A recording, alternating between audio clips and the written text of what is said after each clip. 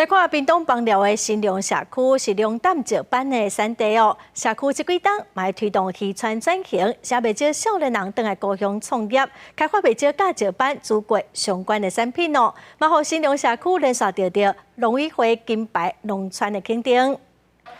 民众手举准备咧互彩球拼输赢，不过这地点竟然是伫咧鼻仔内底。屏东邦寮的新隆社区是永续祖国故乡，这几档因嘛加入农村再生计划，推动渔船的转型。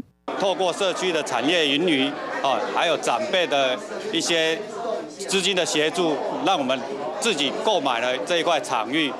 那后续透过县府的协助来整修，协助整个屏东县产业的行销推广。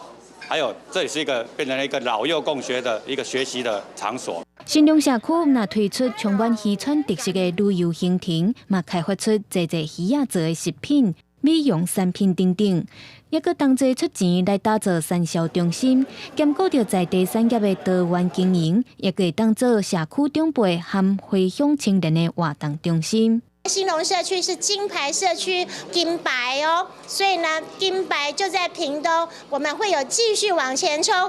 新隆社区变转型，佮连续得到农委会金牌农村的奖项肯定。